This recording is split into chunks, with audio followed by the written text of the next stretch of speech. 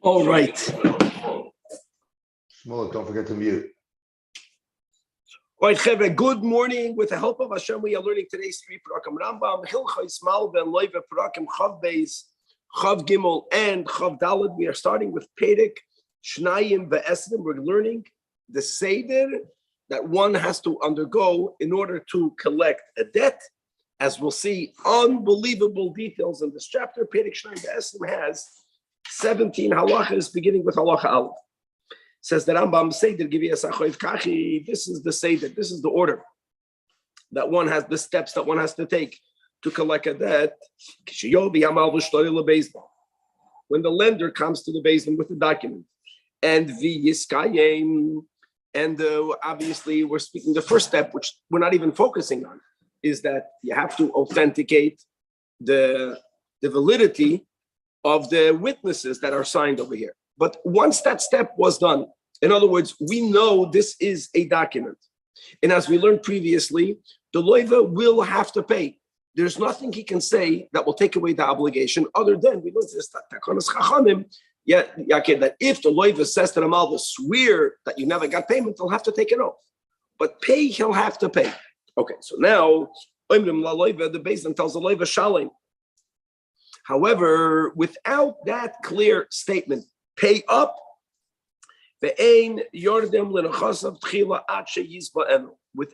this ask, nothing begins. It's self-evident. There's no self-evident. There has to be the formal ask of the Beis Din, pay. Now, if any of the latter steps, as we'll learn, which could lead to the lender expropriating the land of the borrower, if that happened, that is a Beis Din that made such a gross mistake that all of these steps will be undone. We will remove the credit. Okay, in other words, don't forget that step. I know people think, of course. No, it's not of course. Sometimes things are so clear, you don't think there's any to ask. You come into Beis Din, there's a document, you had it authenticated. Nu means nothing. Beis Din has to say pay. Now, Omar HaLoiva, if the loiva responds, Hareini Mishalem, I will pay. But Kibul Lizman, hello, but give me some time. Because I don't have the money right now. So either I have to borrow the money from someone else, or I have to give my item as a mashkin, or I'm going to sell something. No, he begins to give details. This is what I need to do for Avi Amois.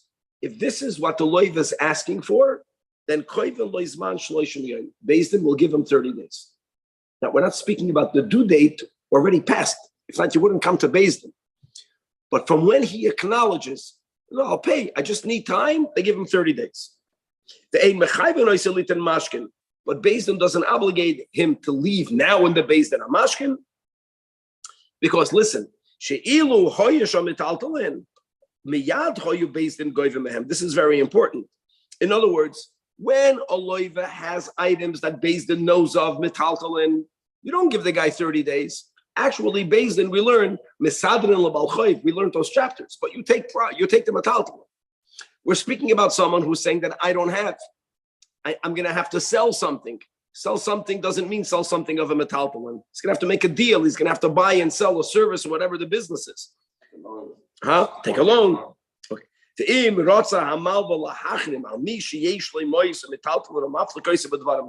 only right the Malva has, the Malva is getting frustrated. I have to wait another 30 days. The most it can do is to put people, if someone here is somehow hiding money that the loiva has, maybe the loiva gave his stuff to his neighbor, and he told him, listen, Beis Din is going to start going into, you keep my stuff. He can make such a chayim. But other than that, we give him 30 days. Another thing,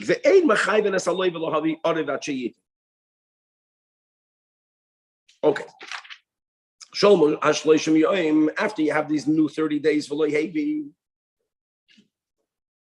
and he doesn't bring the debt, now there's going to be a series of documents that some of us here are familiar with, but Milan or Rambam that goes through all of them in such a seder. Beis Din koisim aderachta. That's the first thing that happens, guys. Aderachta is a document that grants the power of attorney for the holder of the adrachta to seize the properties of the borrower. Okay. This adrachta could be given immediately if the loiva says Eini Mishalim, then there's no point of waiting the 30 days. Then immediately koisven adrachta al nochasav miyad, and you only give time to someone who's saying, I will pay, I need time. If the guy is saying, listen, I'm not paying, then first of all, you give the lender this document.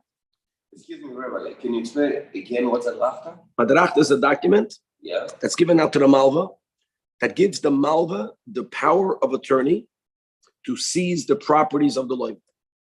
You have to understand one thing. There's a certain amount of work that Beis Din will not do on the behalf of. Beis Din will give him the rights, but the malva will have to take a couple of steps. Now, if the whole milva is a milva al peo shahoidem, and as we learned, whenever there is no document, you can never be goyver from the mishubadim. Nevertheless, you have to pay up, even though it's a milva al peh. And a milva al peh you could collect from the items that the loiva has currently under his possession. So there is going to be a different type of adarachta written for a shtar versus for a milva al peh. One will give the right to the lender to be goyve even from the mishubadim, and one will only give him rights to be goyve from the menechim. Now, halacha based. Toan va'amar, if the borrower now says, shtar zeh, sheneskaim b'fneichem, if he claims that, mizuyafu. No. He has a document. The document is fake. Va'ani avirai va'avat lenu. And then he says, ve'edai, my witnesses are b'makim ploini, and he gives the names of the witnesses. He's giving a lot of information. So what do the dayanim do? Im nira la dayanim sheish mamish b'dvarav, then koydim loisman lo havi eidav. We give him at least time to bring the witnesses. V'im nira lahem she'eino ba ela balilas devarim u'b'tayne shel doifi. That this guy simply is bringing this, he's just delaying. He's making deceptive arguments. They tell him pay. And you know what? If later you can prove that the document is a forged document, we'll make sure the money goes back to you. But on the Vaila pay. However, if the lender is a mafioso guy, and the borrower is saying, no, this guy, once I give him money, I'll never be able to get it back from him.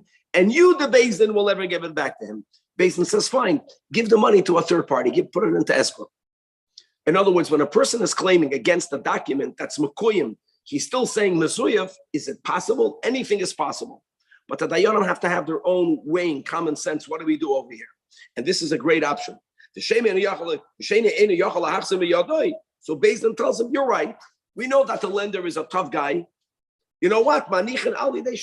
Give the money of this document in the hands of a third party, but give the money. Get it out of your pocket.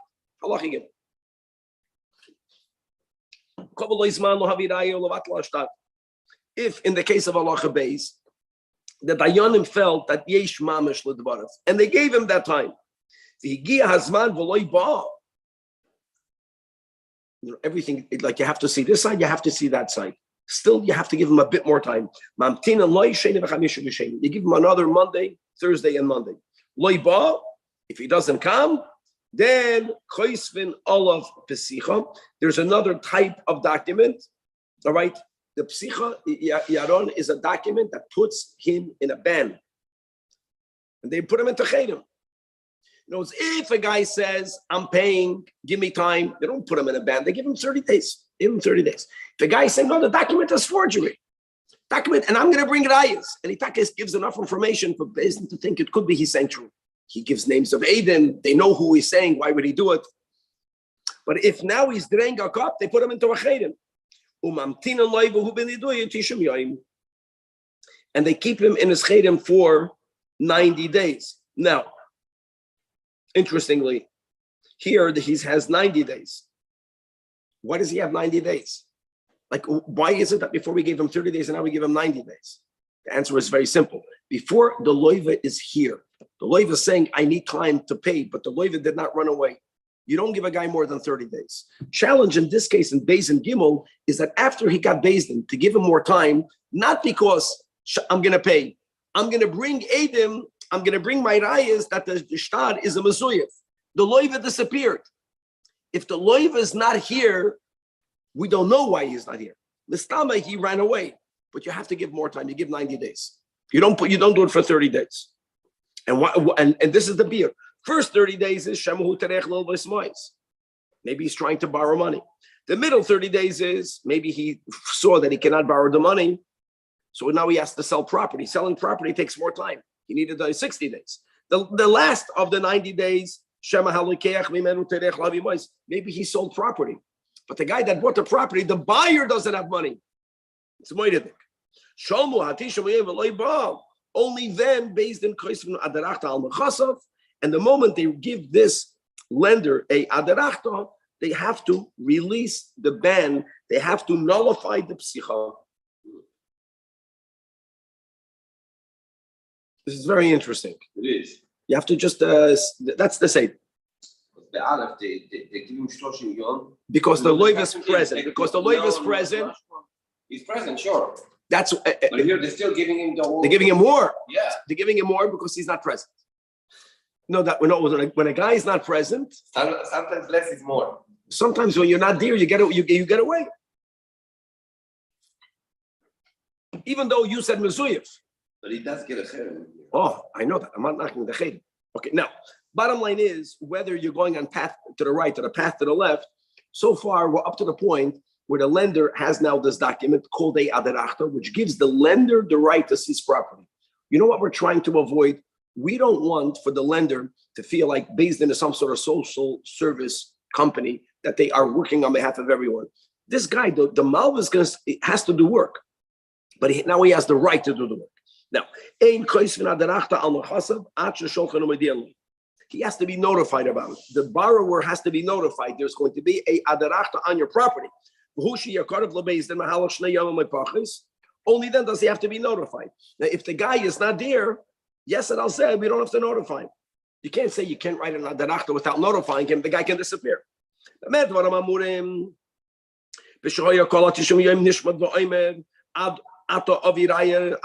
guy's constantly procrastinating. If the guy says, I'm not coming to Beis Din, which is another time, a third time now. You have a document that I owe you money. You know what my solution is?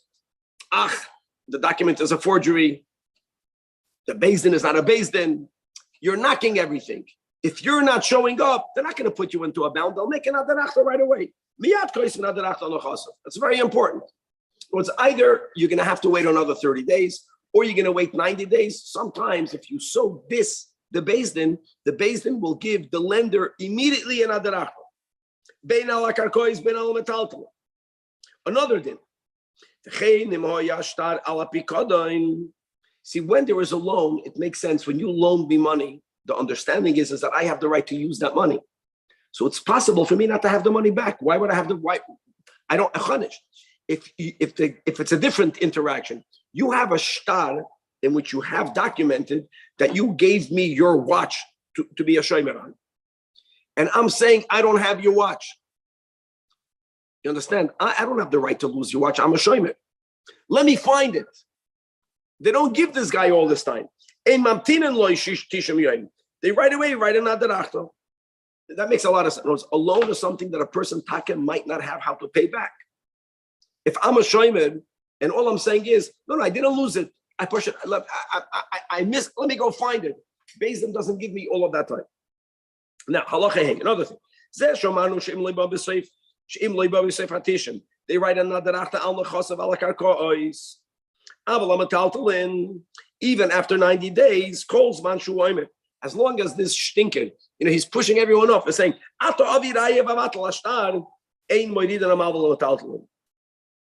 don't allow him to take the metaltalin. You know why? Because Beis Din has to look at both sides. It could be Yakir, this guy is a liar, a procrastinator, a drekop. Could be saying the truth. It could be. Now understand something. If you, Yaron, end up taking my land, it turns out that I don't owe you money. I'll take my land back. The land is land. If you end up taking a movable item, If I know it's 1% that I'm saying the truth, but if I'm saying the truth and I'll bring a raya, could be the malva is going to eat up my metaltalin. Then I won't have to get it. Then I won't be able to get it back. So what's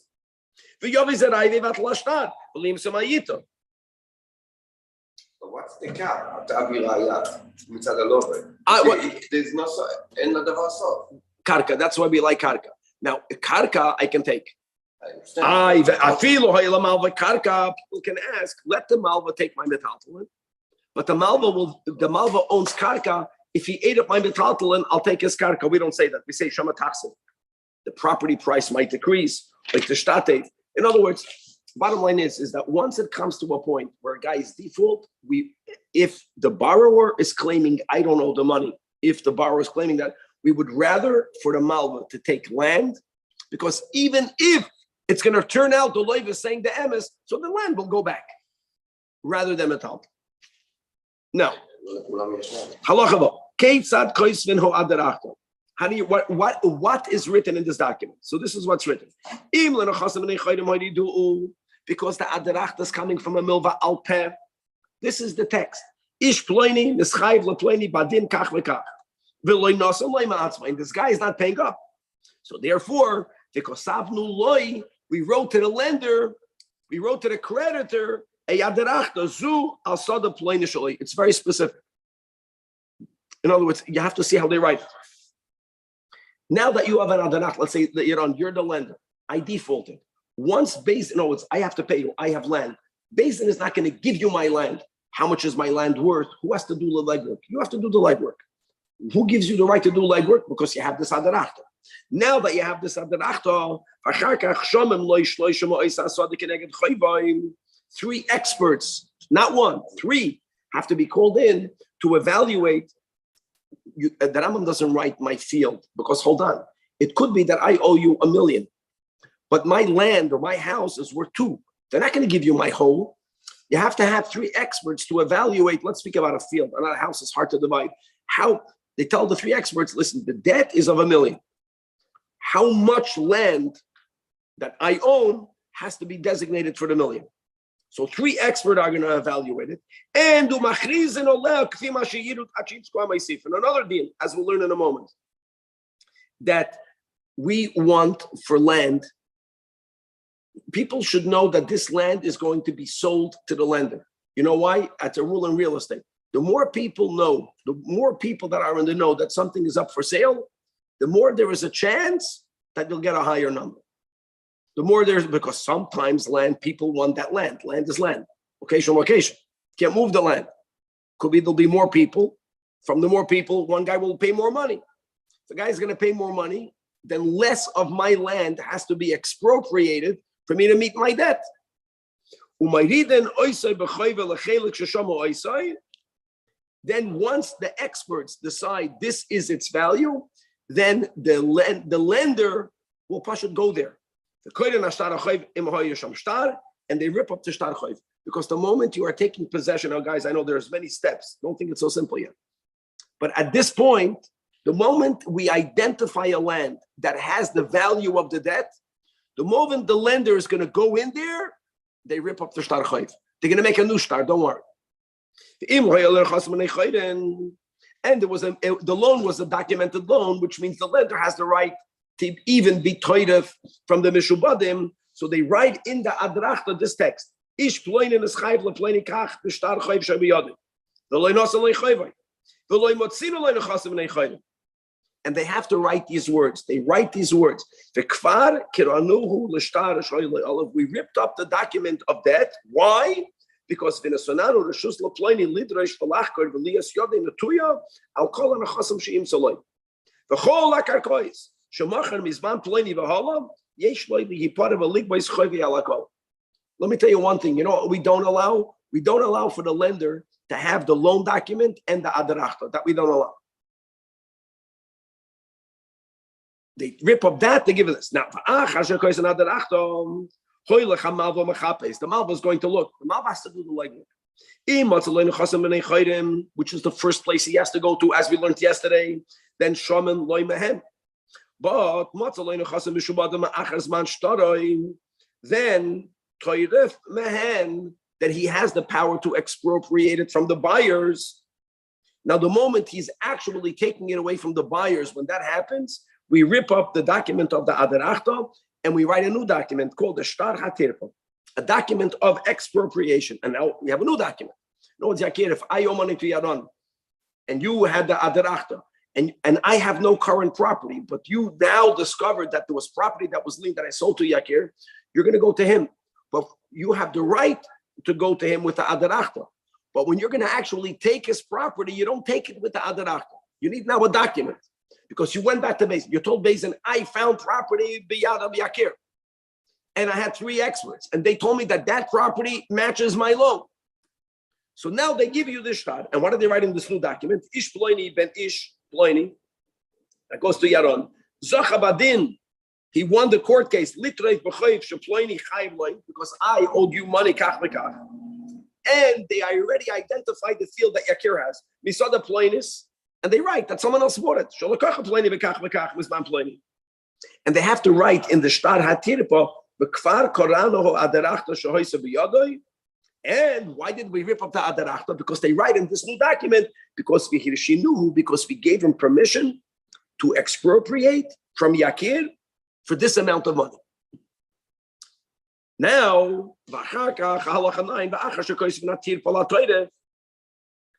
this goes on based in. The Shaman Loimi Menu Kishir Chayvai Kfi Mashiro Loimi Nakeren Bachatzi Yasher Akamoy Shamayanu. Let's not forget what we learned yesterday. The moment you're taking it from Lakuchais, we're speaking about a case, Yakir. But the shaman should have came here by already when they wrote the Tirpa document. He comes. So I go back. So when it's Bnei Chayden, the shaman happens before. Once they're going into you, how can they even be shaman? Like who is giving Yaron right to go into your property? That makes sense. It's for him. Okay. And now another detail. Another detail is that we learned yesterday about Perik Chaf Aleph that even if I sold the land to Yakir for 100, if I owe 200, he can, and it's now worth more money. If you did not invest money, he takes it all.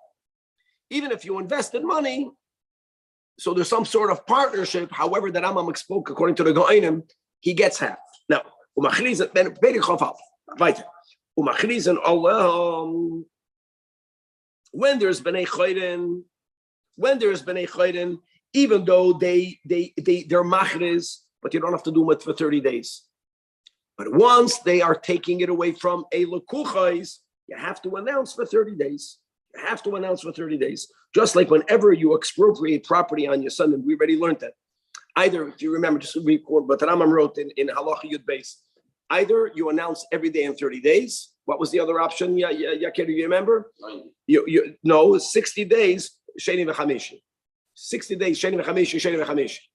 Okay, that was the same thing. In other words, the moment you're taking it away from someone else, there is a greater amount of time needed for a achraz. It makes sense because someone else is now losing. So here we want to add a certain more amount of time with the hope that someone else will find about the fact that this is being sold. Maybe someone else will give more money, so less will be taken away from you. Right. Now it's amazing. Now, amazing. Guys, this is Pedic Beis, if you remember. We learned this Shvuah on Pedic Beis. But when can the loiva take the oath? Only if the loiva is present. Another Shvuah, all these Shvuahs we learned above in the beginning of the series. These are rabbinic Shvuahs. No, again, maybe the loiva has money that he's hiding. At this point, this is the final rabbinic oath. And also, if this is already a Shvuah,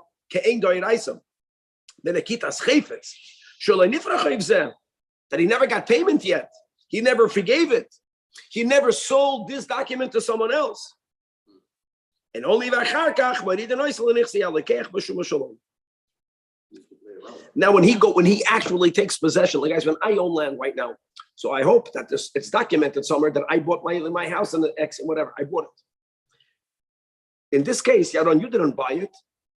Like the deed that you will have on this land won't be a deed of sale. It won't even be this deed of tirpa. This tirpa gives you the right to kick him out, gave you the right to make this evaluation. But now that he's out already, So then there's a new document called the document of Hoyrada. It's amazing. Many documents are. And what do they write in this document? That and we have to write that they did everything correct. The Ichraznu 30 days. Not the way we learned in Allah Chavav that from the Bnei Chayden you don't need 30 days. You just need to publicize it. No, here you have to publicize it for 30 days. You have to document that you went through all of these oaths with the Rabbanan. Now, based on his writing, we allowed Yaron to go into the field.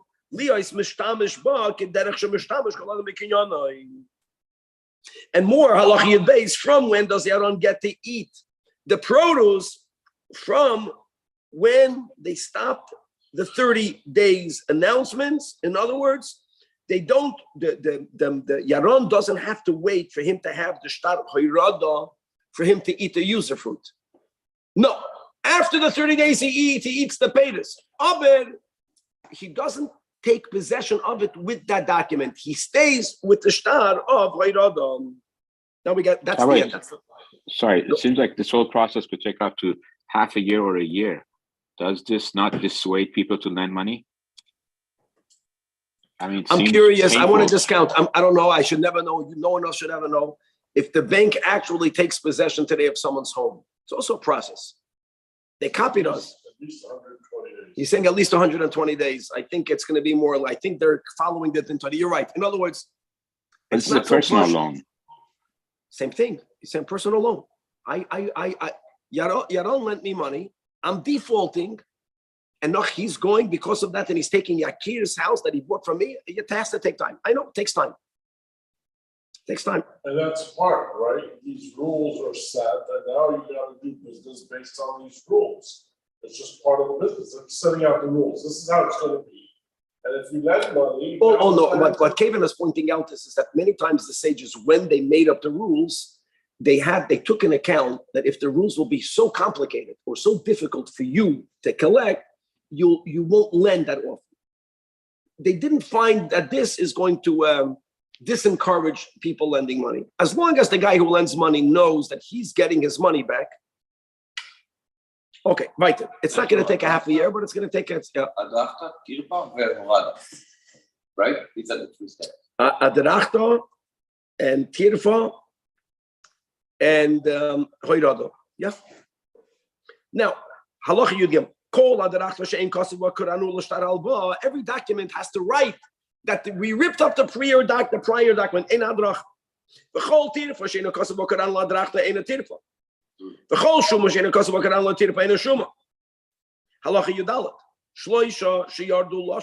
let's go back to this step. There is a point where you have to have three experts.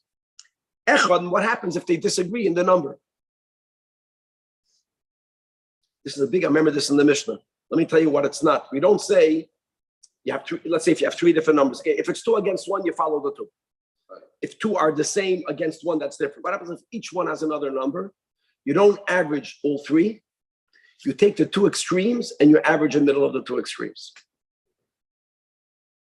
You don't take all 3 into account. You take the 2 extremes. They'll give numbers. That's the system. Halacha Yudah. 3 people made this evaluation. Echad, one guy says b'mana.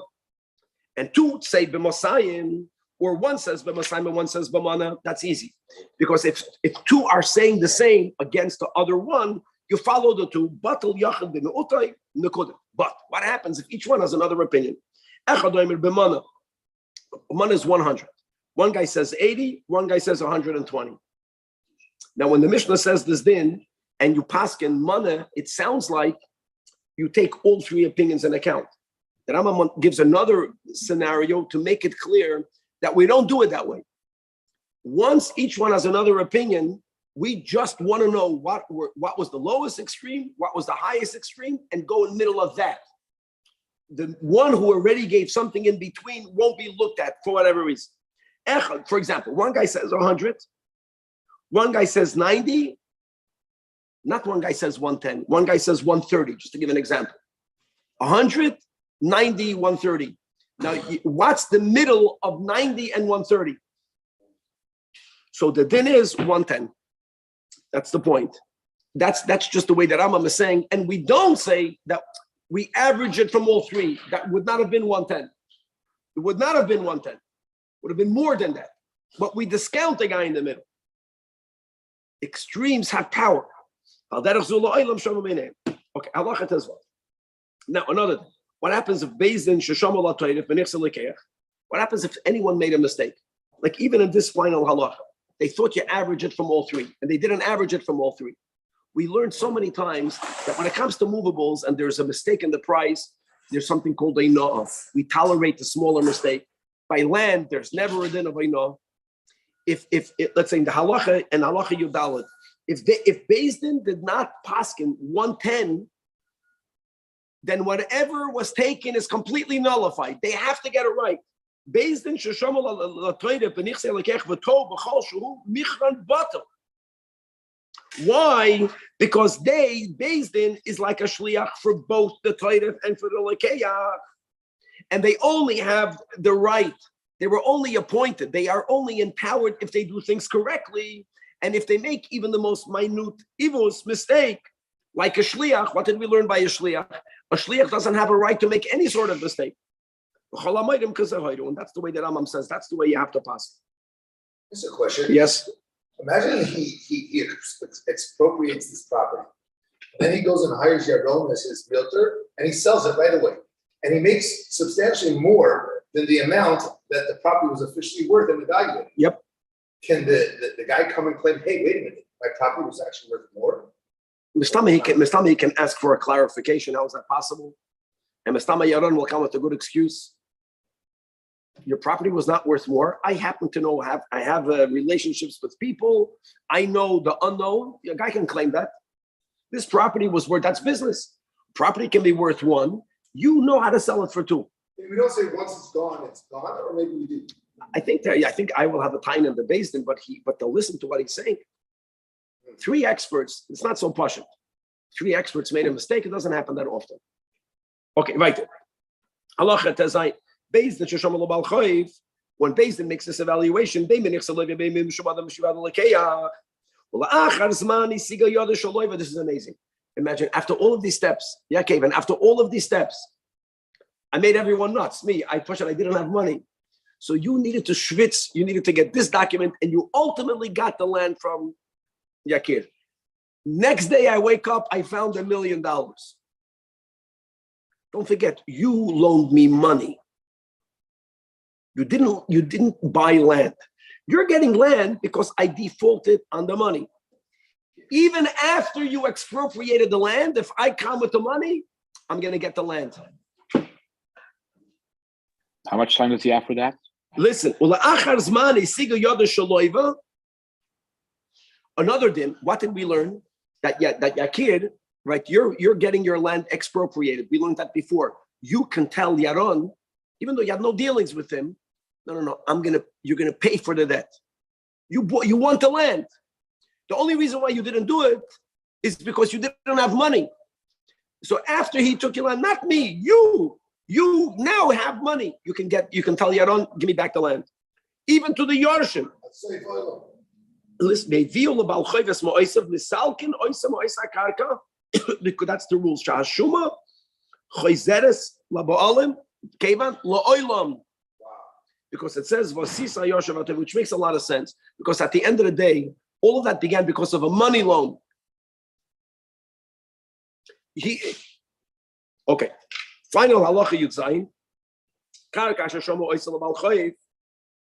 Va'achar kach Shamua Bezdin Lebal Choiv Shalzeh Hamalve. This right that we said, what happens if it happened again? What happens if it happened again?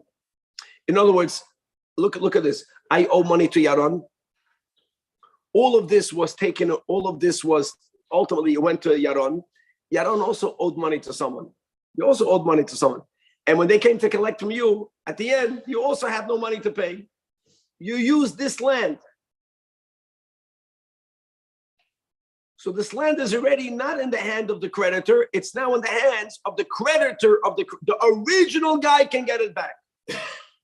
Because when you gave it to your creditor, you can only give what you own in it. And you don't really own it. You only have it because someone defaulted on you. So that guy had the right, when they have money, to exchange the money for the land. It's not lost if it's taken to a Baal Chayv. Because the second guy cannot have more power than the first guy.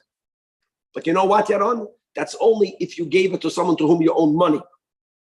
But what happens if you sold it to someone? See, that guy is not fair for him. He did his due diligence, even though he knows that you only had a shtar chayroda. He knows that still. But you had the right to the land. But if the original lender sold it, or he gave it as a gift, if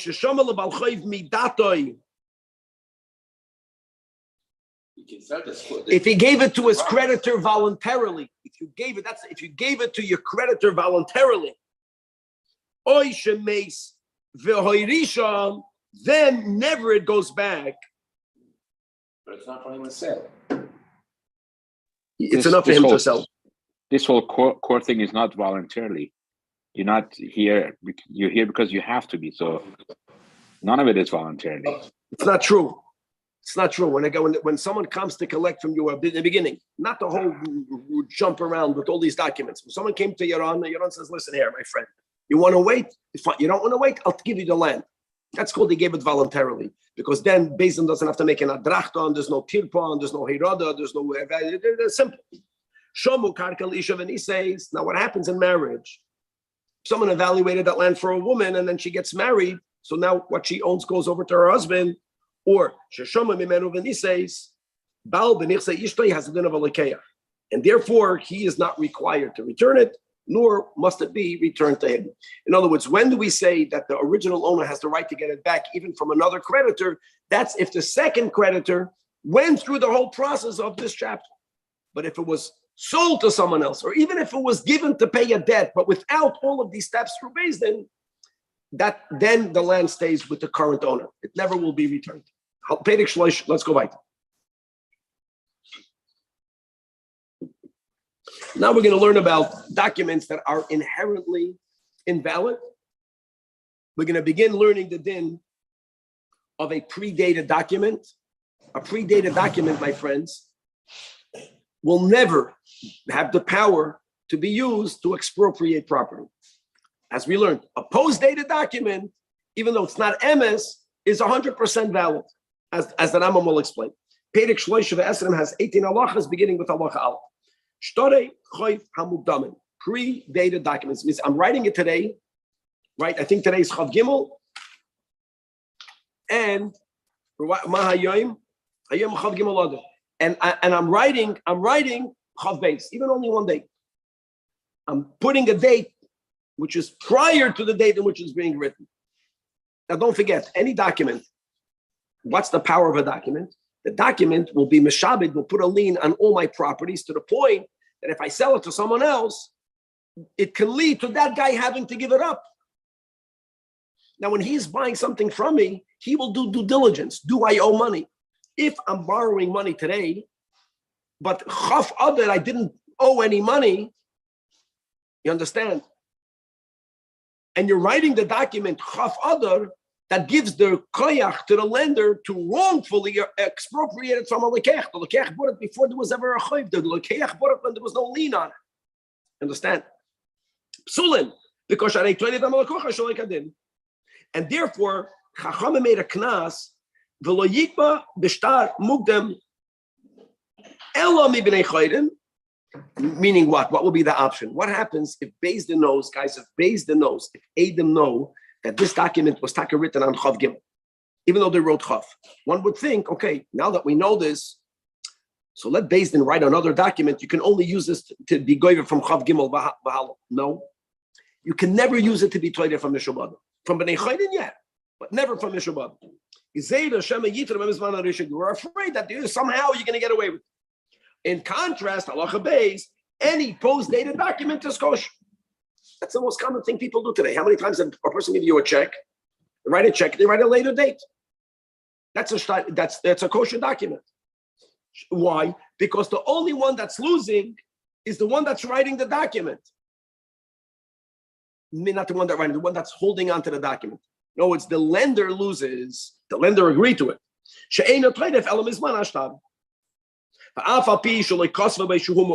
So you would think it's like it's a shtar sheker. There's something fake in there. It doesn't matter. Now, what's the meaning of mu'ucher? Jewish calendar date. He's giving a great example. That's already puzzle. Why is it puzzle? Because the chiyuv goes into effect from when there is chasimus. If they signed it at night by Yidden, by us, it's the next calendar day. What, in other words, it was really made tomorrow, it's written today. Yeah. Pashat, when the Rabbanim prepare ksubas or tanoim, doesn't matter if the chuppah happens the day later. That doesn't matter. But what does matter is that since these documents normally are made nice and they're prepared prior, and if the actual signing gets delayed, which can happen, then you got yourself a problem with the shtar mugdam. No, it's many times the Rav knows that the Kabbalah Spanam is going to be done Yom Chav Gimel Adar. So he prepares everything Chav Gimel. Turned out to be by the time they did this, not the other, it was already late. It was already at night. So if you're signing it on Chav Daled, you're making the kinyan, but it's written Chav Gimel, the whole thing is puzzle.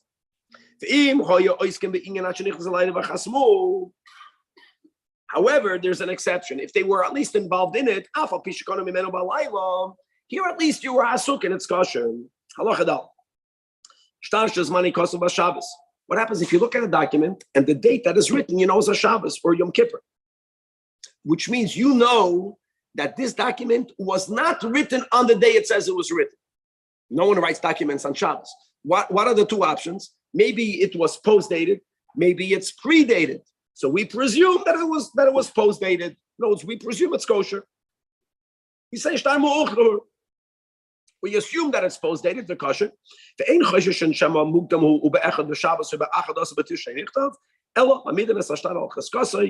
hadavar yedua hu she'ein koisven b'Shabbos. Ulefikach icharuhu. Halacha hey koisven shtar la'loiven. Now, can you write a document without the presence of both parties? I'll give you a very simple rule. Any document that's machayev both parties on any level, you can only write it in the presence of both. Any document that's only machayev one party, only that party has to be present. I'll give you an example. If you loan me money, who's the document machayev? Me. If I'm present, the document can be written. I don't need for you to be there. But the ain't now, that you do write it to the loiva, even though the malva is not there. When there is a kinyan in the shtar that is chayev, sharei mishosher kono miyodin ishtab l'nechasav. Avol shtar she'ein by kinyan ein koisven afil l'loiva achi yamal v'imay. And v'yitein hashtar b'yad hamal v'faneinu. Why? I'll tell you why. Even though it's machayev the loiva, but he didn't borrow until Tishrei. And therefore, if there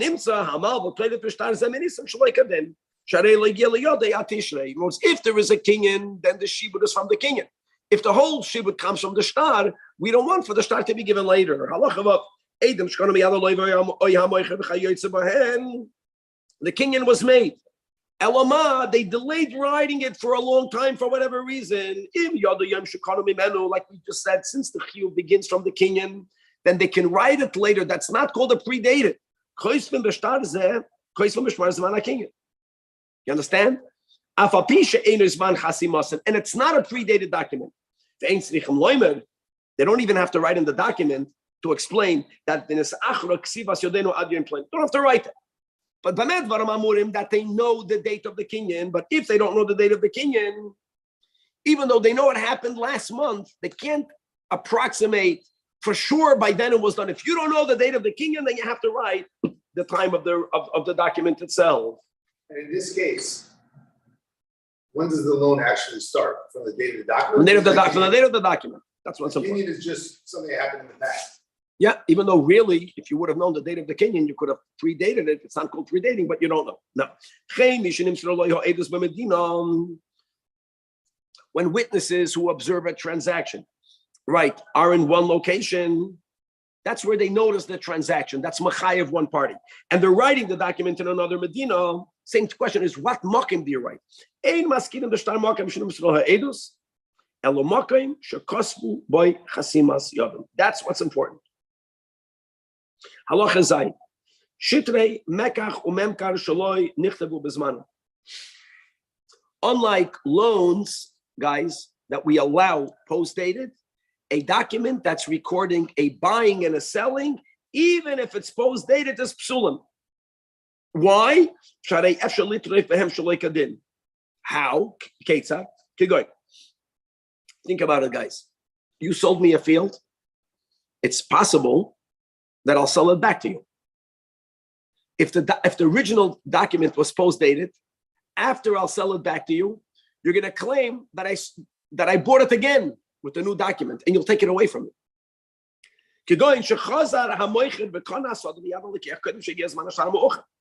If before this entire document, I sold it and I bought it back, that was the end. But now, now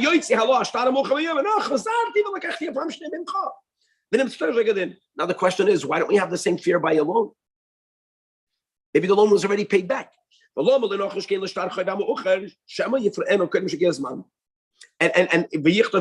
the problem with the shaver would be is that, first of all, ideally rip up the document, but maybe not. Maybe he only got a receipt. But what will be the date of the receipt? From before. And there was only one loan. But the other guy, the malva, if he's not an honest person, will pull out the shtar and he'll say, no. I know you have a receipt, but the receipt was given prior. I gave you another one. The answer is, that's a rule. When you know you're a borrower, you know that it's a post-dated document. If you pay early, you know you're paying before the date of the shtar. Never date the shoiver. That's the solution. Then no matter when you'll pull out the shtar that I owe, I'll pull out my shoiver that I repaid. That's the solution. Meaning, don't date. A shoiver is not dated. Now,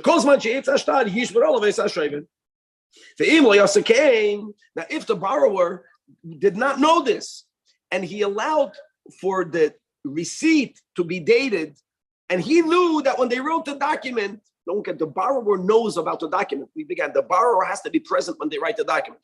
He knew the document was post-dated. If he allowed, if he's paying back early, he's paying back before the date is even recorded of the loan. And you didn't write, you brought it upon yourself. Blame the victim. Like who ifs it al afshe? Halacha ches. See, a receipt can be non-dated.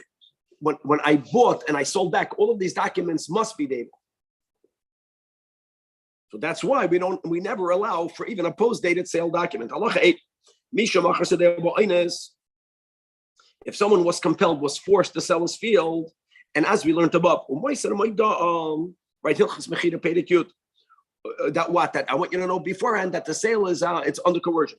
Or prior to this coerced sale, he sold it to someone else, or he gave it to someone else. Now, the anos is not a gazlon.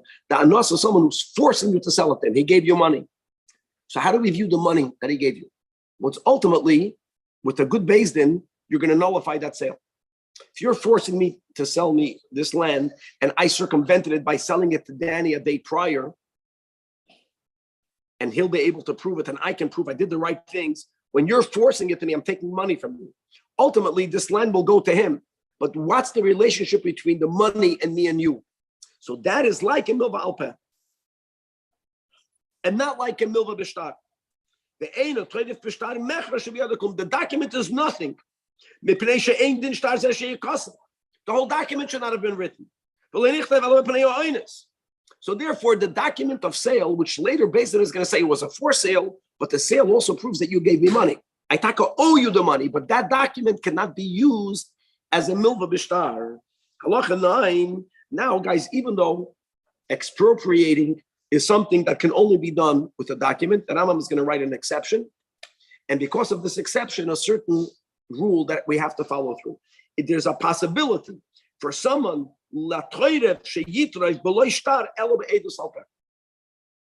even from someone else. There's one scenario that without a shtar, I can take someone else's land, not your land that you owe me money. Guys, Daddy, if you owe me money and I have Adam that you owe me money and you have been a chayran, I can take your land. I go to your metaltalin and I go to your land if you don't have money. But the rule is, but if the Baal Chayv, if the borrower doesn't have anything, I'm using the loan to give me the koyach to take it from a third party. I have to have a milva b'shtar. That's the rules we have been learning in the many chapters. There's one exception. It's really two exceptions, but it's coming from one nekuda. Ketzah.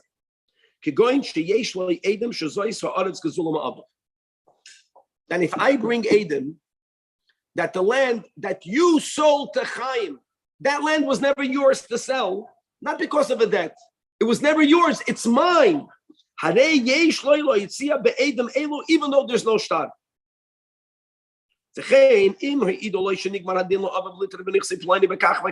Or better. Not that the land belonged to my property. Listen to the latter case.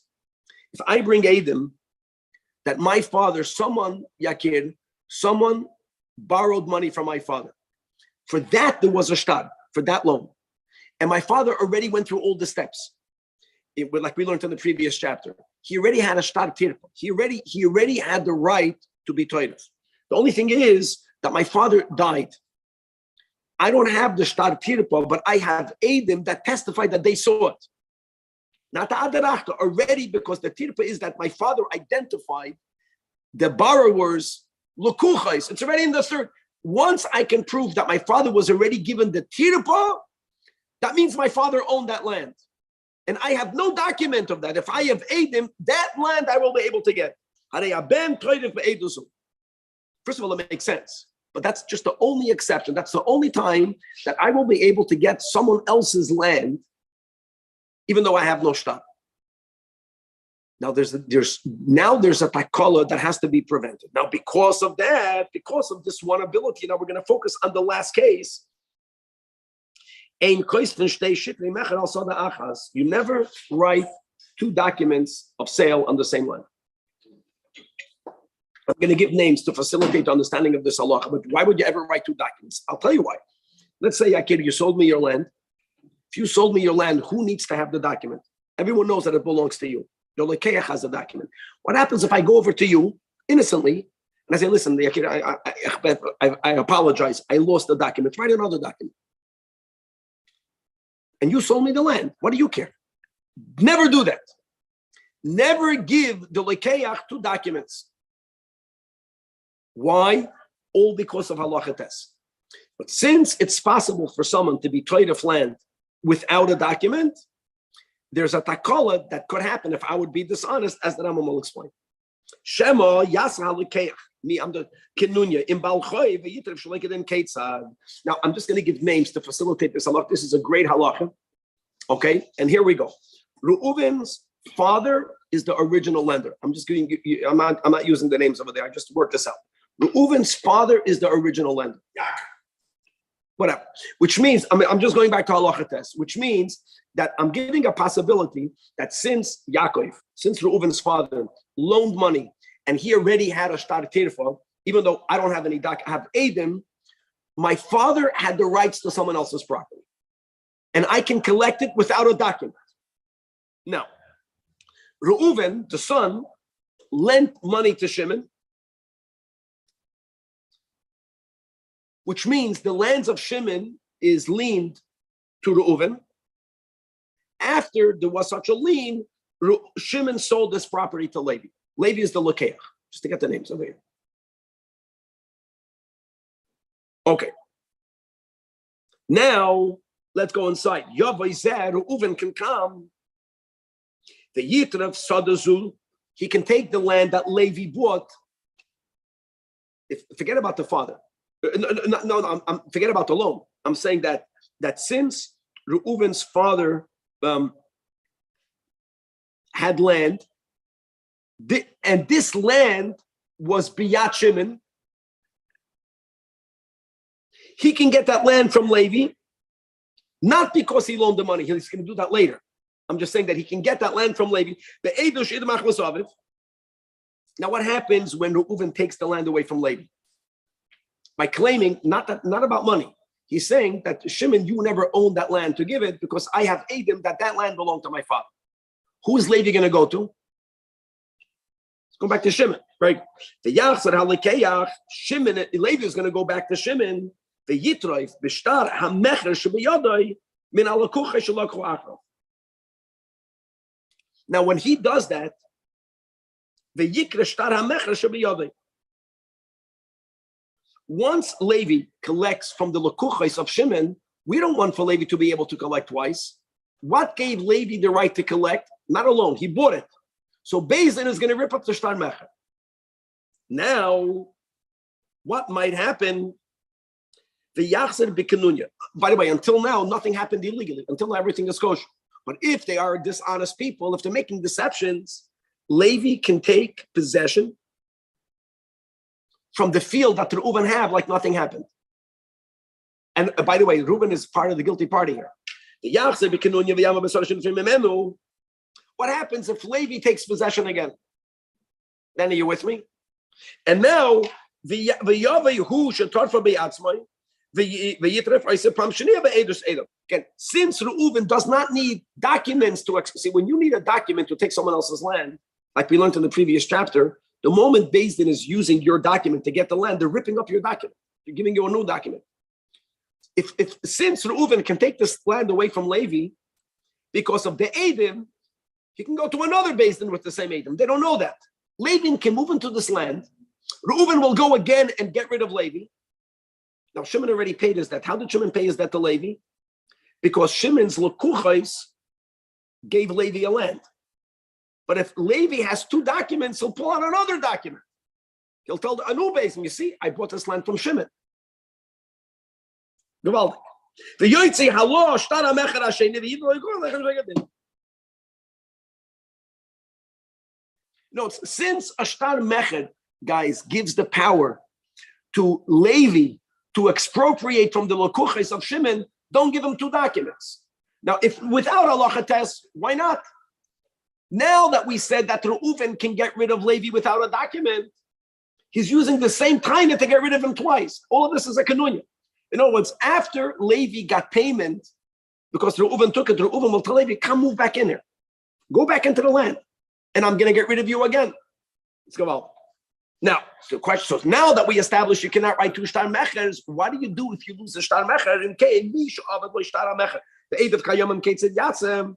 So you write another document, but you know what you write in the second document? Shtar Ze Ein Goyim Boy Loim Enochasim Shabadim, and not even from an Eichayim.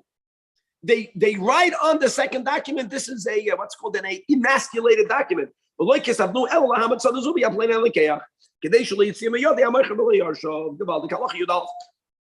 Now, all of that is only by sale.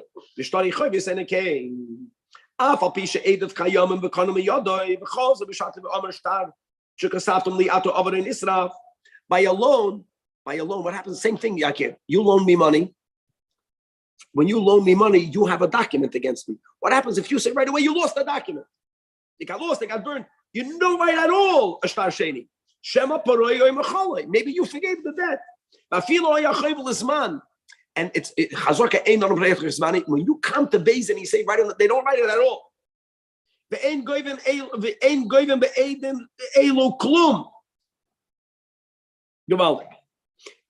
Only if the only time, Yakir, that if you, in other words, if you lose a loan document, kaput, you lose your right. There's only one exception. If you lost your loan document and you tricked them and you came over to Aiden or to Basin and you said, I lost the loan document, please give me another document.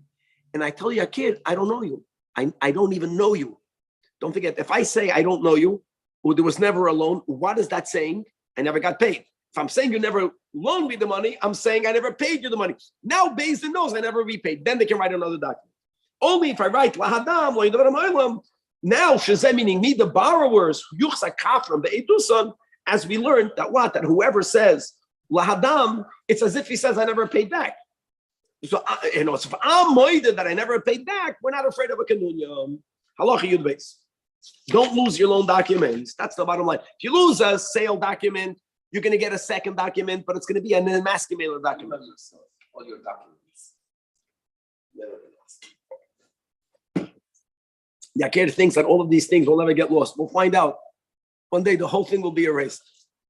Alavai, you know. Alavai, yeah. Most people say that. Alavai. Allah Yud Beis. Now all of this is important. So now what did we establish, Danny? A sale document we're very precautious for. A loan document will never give you, aside of this exception. So what should I do if I loaned you money and I have a document and my document is getting old? Well, you don't write another document. So what happens? It's getting what's it called? It's getting erased. So what should I do? Maimed olav Adam,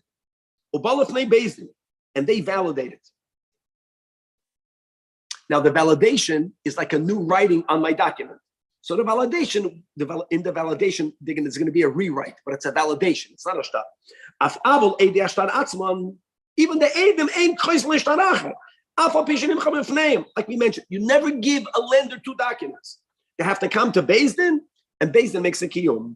Now, halacha yud gimel keitzem ekayim shtar zem kois min shtar acher. They write another document. Oh, they write another document, but it's a shtar kiyum. That's the mile. Well, I'm boy. Ono Beis Din plenty. Hoitzi plenty and plenty shtar machar tefanenu. No, they write that. Zman be in plenty. Plenty edav. Look at the details that they write in this shtar kiyum. And the im kosvu v'huzaknu leidusum shel Adam v'nimseis mechuvanes. If they add that clause, they can only add that clause, Yakir, if the Adam actually came to the base. Then goy v'bishtar zeshu kosvu v'y v'ein tzarach kiyum acher. If they don't write that in this shtar kiyum, you cannot collect the shtar kiyum. You'll have to later authenticate it. Which we didn't learn yet. We did not yet learn the chapter of being Mekayim Adam.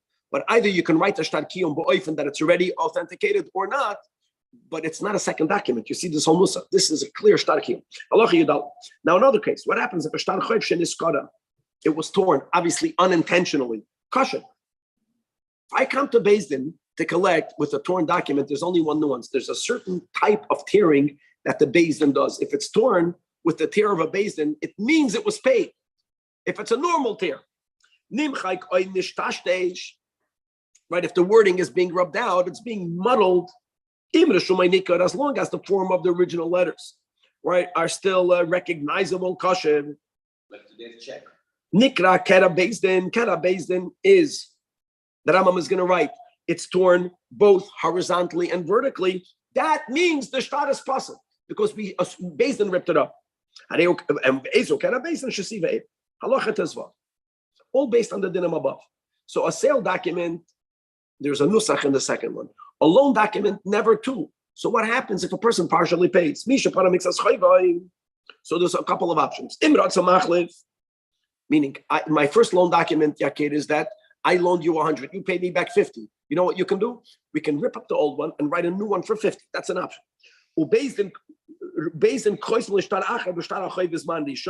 That's a chiddush because I want to have Mizman Nishon. Gives me more right. The Adam cannot do it. They don't have the right. Only Beis Din has the right. Or the other option is that I write a receipt. Now, I want to tell you, a receipt is not good for the lawyer because the receipt makes you vulnerable. I still have a document that says you owe me 100. If you lose the receipt, I could collect a whole 100.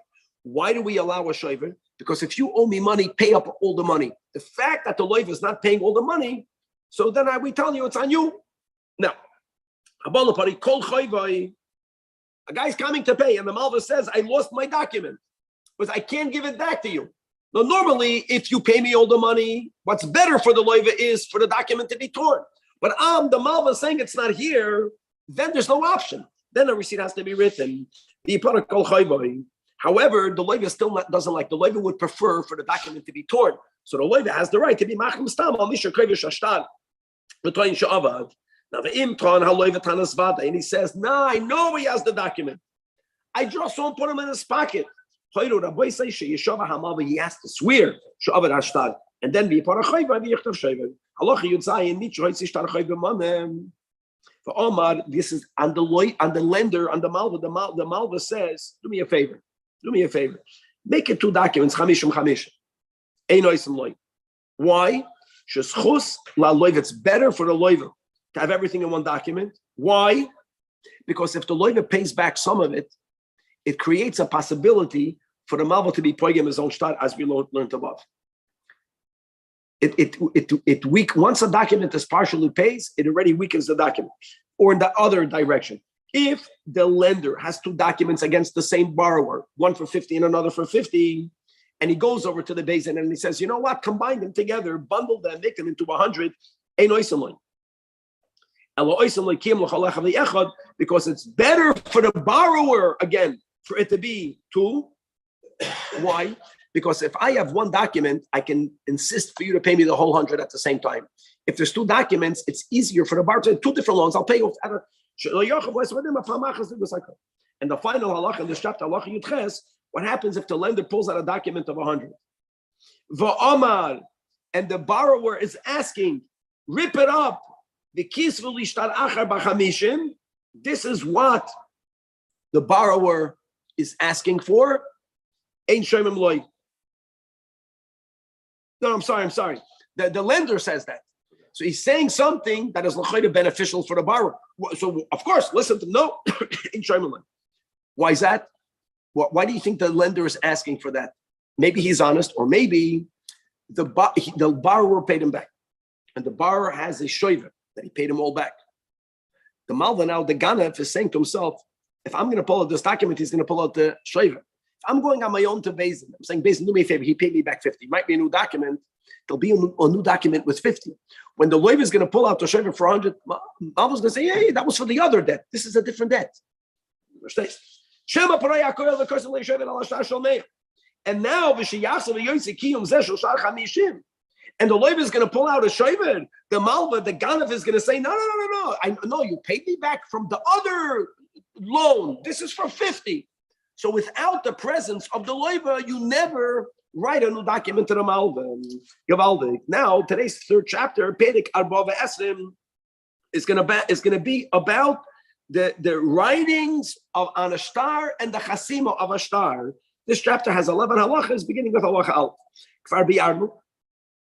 Sheshtar choiv, we learned this in Perek Chav Gimel, that has recorded in it that a kinyan was made, could be written to the loiva, even though the malva is not with him. As we explained, any document that's machayev only one side, only needs that side present. Right? Who is becoming mechuyev from a shtar choiv? The borrower. He has to be present. Because who loses from the document? The moicher. In other words, everyone knows that I own. Receipt. You can write a shoiver leish afa pishein by leimo. The get leish afa pishein ish teimoi. Point is that any document that's machayev one sad, you only need that sad. It's very simple. Any document that's machayev both tzedadim, you need both tzedadim. Avaleim kois l'shitrei edusim v'nesuyin v'shitrei arisus v'kablanus v'shitrei bereirus hadayonim or shitrei kainus baladinim. Or v'chol ma'aseh bezdin ella midash neim, because again it implies there's implications for both parties. V'chol hashtaros ha'elu tzrichim lizor v'tikunam k'shtar hashtaros. Halacha beis. Midash meaning that they need to be present or not? They have to be aware of. I think in most cases, practically, it means they have to be present, because then one party can claim, I didn't know. My wife wasn't. Not just present, they have to know what's going on. I'll give you a good example. I'll give you a great example today. A practical example. Do you know that when you're sitting by the Kabbalah, going back to the Kabbalah Spanim, the Rav Masad Kedushin is mechuyev to tell the chassan exactly prior to the kinyan what it says in the ksuba, right. Not vaguely.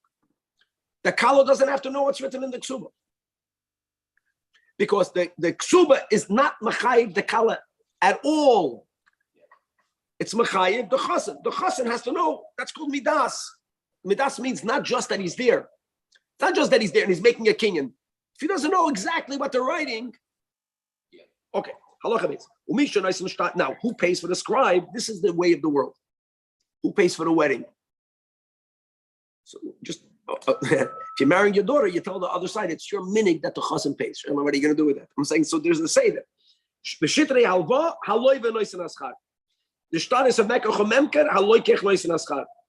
It's very important, even though, okay, she gives the schar of the get.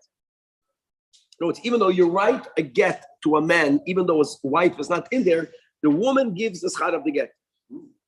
People that are divorced are thinking, what happened by me? Anyways, there's what we do, and then there's the ikradin. Now, hamakabel means the recipient of a field. Or if you're an artist, or if you're a seicher, you are the one that's giving the schar of the shtad. Aval shtori b'neides hadayana v'tanis maladinim shneim noisten schar. Halacha yim echad hashtoris hanichtavim leechad shaloi b'fnei chaveru. Echad hashtoris she'ein koisvin oisen elamidash shneim shneim oidim. See that, Yakir? That's for us. What the Rambam is writing, it goes together. In other words, that they not only do they have to be present, that's the pshat. Not only do they have to be present, but they both have to know what's happening. Like going shtar shekois v'lamal v'oilo lekeach. Kulam tzrichem oedim sheyu makiram Hashem is bashtad. This is amazing. This is the greatest deception. If the Edom don't know the people, look how you deceive. You make the greatest document. But God forbid, not I. Reuven is coming. Reuven is Aganav. Reuven is going to tell everyone his name is Shimon. No one knows otherwise. And what are Edom saying? Edom are saying that someone gave money as a loan to Shimon. And he has a document against Shimon. He happens not to be Shimon. Someone else is Shimon. No, it's the Edom have to know this guy. If not, you can make a whole document with the wrong people. They have to know Shezehu Pliny ben Pliny, Vizehu Pliny ben Pliny. Shema Yavoyu Shnayim. They're going to make a kanunya. V'yishanu shmoiseim kshemes acherim. And v'yoydu zelozeh. In other words, and then they're going to collect from someone, mamash, the biggest geneva. Halacha dali, you have to think about it. In other words, the deception goes back to the root. You take something for granted and everything else is built on the sheker. Halacha dali. Call me shahuchzik. Now, how do you take a know who's who? So there's a rule. If someone is being called in a city for 30 days with a name, it used to be that everybody knew everybody else. but you need 30 days because that's the time that it takes to say, this guy came, he said his name is Chaim, his name is Yankov. That we don't, because the Rambam says, it's possible,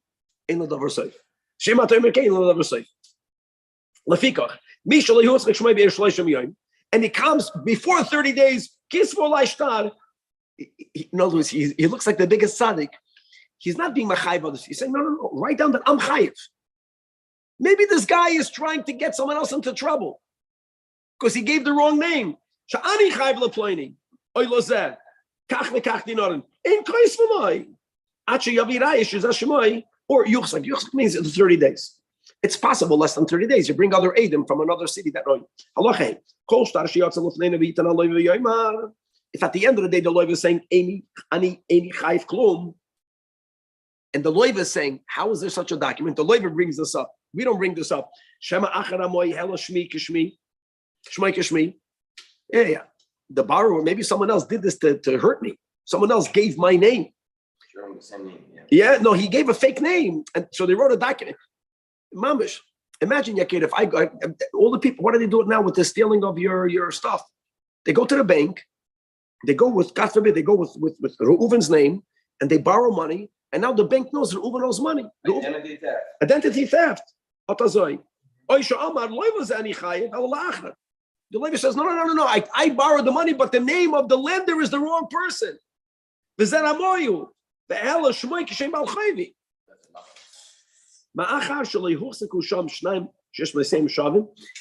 in this city there isn't another person with the same name, even if the lawyer brings it up, based on what we learned before. What did we learn before? Edom are not allowed to sign until they know the people.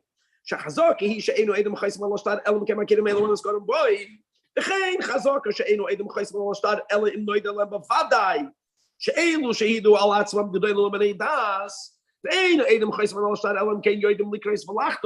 all of these chazakas, even if the lawyer brings up such a suspicion, as long as there isn't in the same city someone with the same name.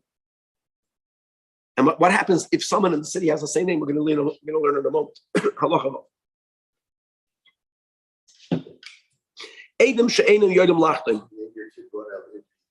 No problem. What happens if Edom don't know how to sign? One of the ways that you help people sign if they don't know how to write letters is you take a piece of paper and you cut out from a blank paper, write the letters.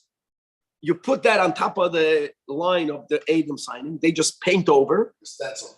Yeah. That's the stencil. So Edom she'ein yodim lachtam. And what did they do as a solution? V'karu lahem niyar like I just mentioned, they engraved in another blank paper the form of the letters of their name.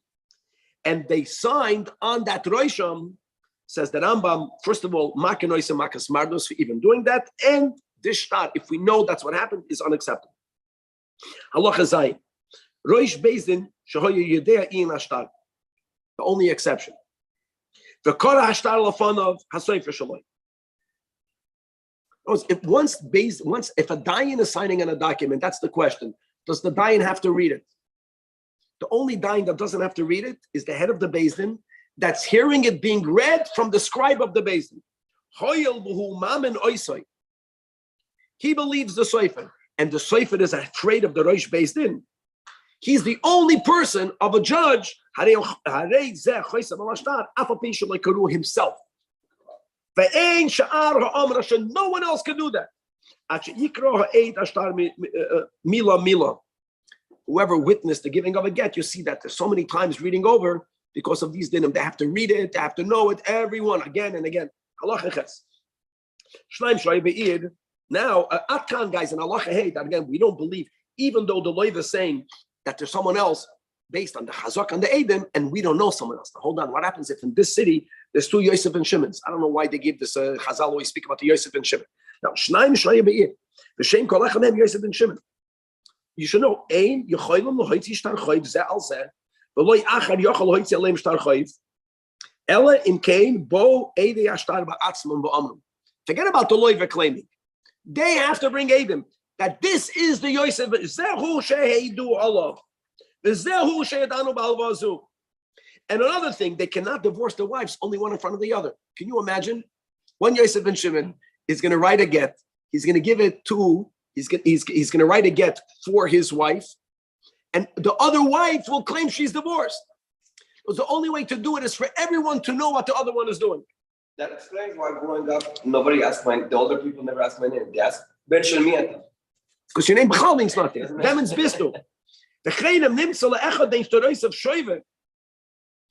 That what? He writes, he finds a receipt that Yosef ben Shimon paid.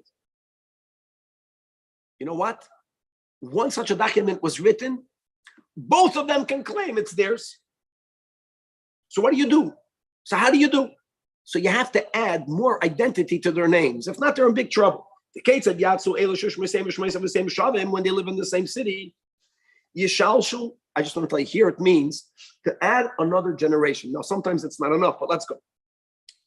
Now, what happens if you add, in other words, Yosef, Ben Shimon, is Ben Yaakov. And the other one is Yosef Ben Shimon, then what happens if the Zaydas have the same name? Then they write a simon. A simon means before you go to a fourth generation, you describe them, the tall one, the skinny one, the good-looking one. In other words, you add a simon to the guy. What happens? Then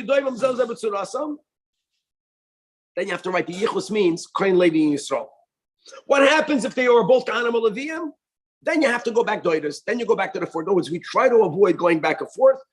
You know, it's third generation, a simon, you get it, yichus, and then you write a fourth generation. At some point, you have to ask one of them to leave the city. At some point of them, you kill one of them. Okay, but better. That's it. You get rid of one. Halachanai. Choitzi olav shtar shekasav boy. Ani pliny ben pliny. Lavisi mimcha mana mimcha. Another din. Afal pisha ein by shem malva. Kol mi sheyatza shtar zeh metachas yad greiver boy. Ve'eni yachalit choitz v'leimer shel acharu v'nafal. Another din. Chen shnei Yosef ben Shimon adon bir achas. Shehoitzi echad mehem shtar choy ba'al echad mebnei ha'ir. And they didn't do what we said before. They didn't do this yishalesh. Look, I owe the money, but not to you, to someone else. No, when you pull out, whoever pulls out a loan document has koyach. And you found it because you can't do that.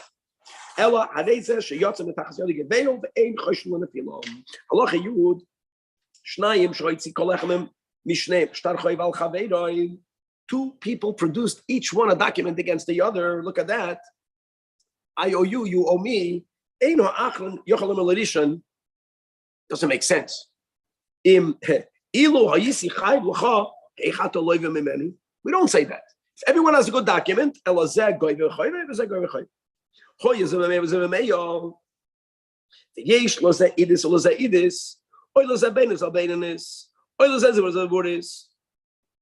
we say, hold on, we believe both documents, but Beis Din makes a watch. Both documents are valid, but what's going to be the benefit of me taking your property, you taking my property, if they're the same? But if you remember that really a Baal Chayv is going to be Beininus. But if the Ben Chayvin is only Zeburis, he gets from the Zeburis. If one guy has better than the other, then there's an advantage of the guy with the document to collect from the guy's Idis. Then they don't say wash. Final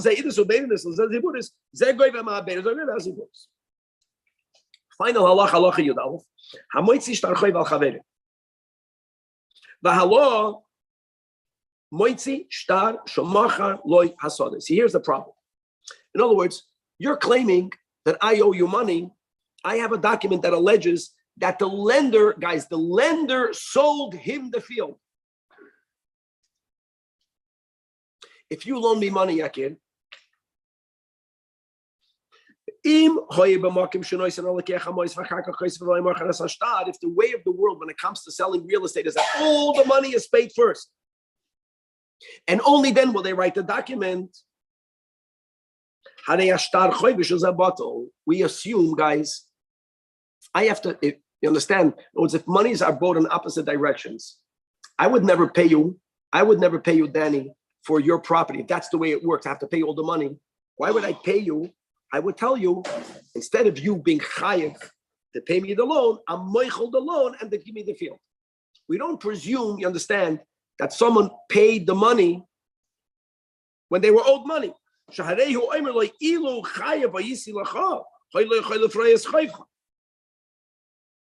what the borrower tells the lender. You would have used the money to pay the chayiv. But not, today in America, you don't pay for real estate. Maybe a little down payment. I